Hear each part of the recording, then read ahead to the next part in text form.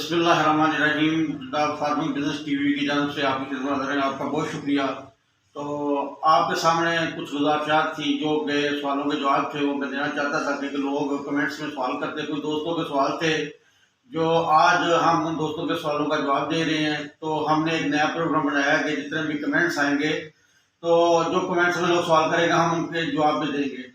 तो उन जवाब से ये होगा कि आपकी फार्मिंग बेहतर होगी। हम आपकी फार्मिंग को बेहतर करना चाहते हैं और आपको मुख्तलिफ आइडियाज़ देना चाहते हैं कि नेचुरल देसी वनडे की जानब से और हमारे वनडे के साथ आपको जो फ़ायदे मिलेंगे उनके बारे में आपको बेहतर से बेहतर आगाही दी जा सके। तो पहला सवाल एक दोस्त ने किया था कि कट्टा और बच्चा फार्मिंग में क्या फ़र्क है, कट्टा फार्मिंग करनी चाहिए या बच्चा फार्मिंग करनी चाहिए।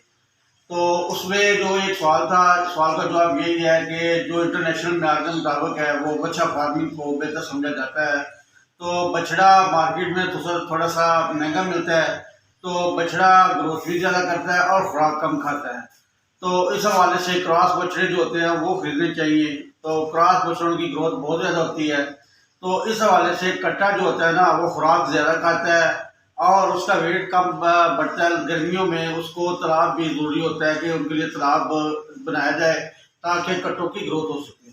तो नेचुरल देसी वनडे के हिसाब से अगर देखा जाए तो लोकल मार्केट में जो होता है वो कट्टे की डिमांड ज़्यादा होती है। इधर शादियों में कट्टे वगैरह का गोश्त ज़्यादा पसंद किया जाता है। तो सवाल का जवाब यही है, अगर आप इंटरनेशनल मैार के मुताबिक देखेंगे तो आपको जो है बच्चे का दर्द और बच्चे की मार्केट ज़्यादा है और बच्चा ग्रोथ भी ज़्यादा करता है।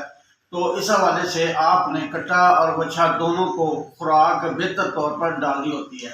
सबसे पहली होती है कि वनडे के साथ आपने पहले महीने 15 दिन 1 किलो वनडा डालना होता है। दूसरे महीने आपने 15 दिन के बाद आपने उसका वनडा किलो सुबह किलो शाम कर देना होता है।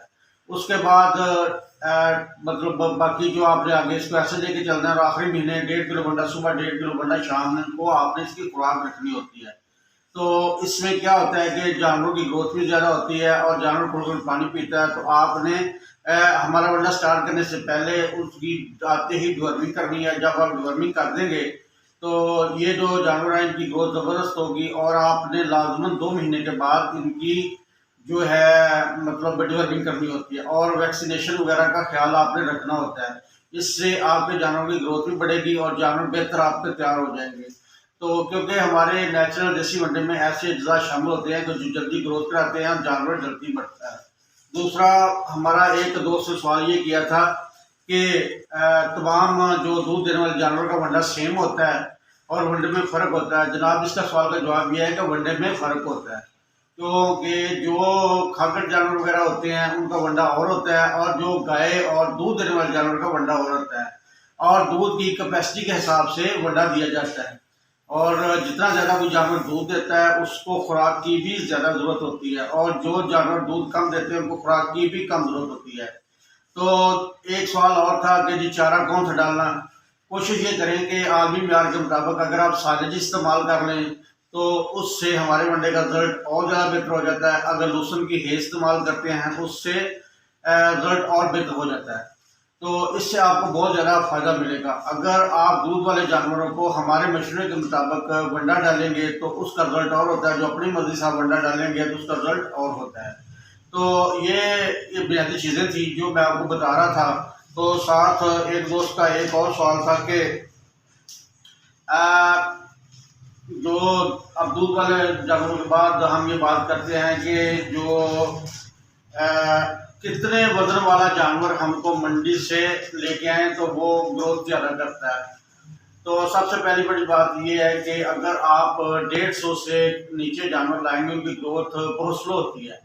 150 किलो और 150 किलो से आप अगर 200 किलो वाला जानवर लेके आएंगे उसकी ग्रोथ और ज़्यादा होती है और 250 किलो वाले जानवर की ग्रोथ और होती है और 300 किलो वाले की ग्रोथ और होती है।